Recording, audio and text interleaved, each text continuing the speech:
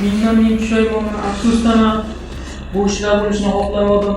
Ayolim, sendan kechirim so'rayman, kechir.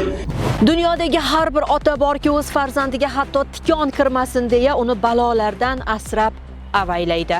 Biroq afsuski, jahli otalik mehridan ustun kelgan farg'onalik 31 yoshli erkak endigina 1 yoshga to'lgan o'z farzandiga tig' sanchib uning qotiliga aylandi. Mazkur ayanchli holat yuzasidan to'plangan sud hujjatlaridan ma'lum bo'lishicha, 1995-yil Qo'qon shahrida tug'ilgan sudlanuvchi hamda uning xotini o'rtasida o'sha kuni o'zaro tushunmovchilik sababli janjal yuzaga keladi. Janjal davomida jahliga erk bergan ayblanuvchi go'yoki ayolidan qasd olish maqsadida himoyasiz holatda bo'lgan 1 yoshli qizchasining qorin qismiga oshxona pichog'ini sanchib olgan.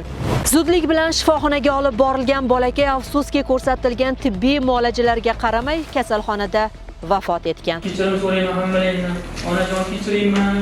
Ayni holat jinoyat ishlari bo'yicha Qo'qon shahar sudida ko'rib chiqildi. Sudlanuvchi O'zbekiston Respublikasi Jinoyat kodeksi 97-moddasi 2-qismining V bandi bilan 17 yil o'zaydan mahrum qilish jazosi tayinlansin. aybdorga qonun doirasida tayinlangan jazo muddati-ku kun kelib tugaydi. Biroq o'z farzandining qotiliga aylangan bu erkak endi vijdon azobidan qutula olarmikan?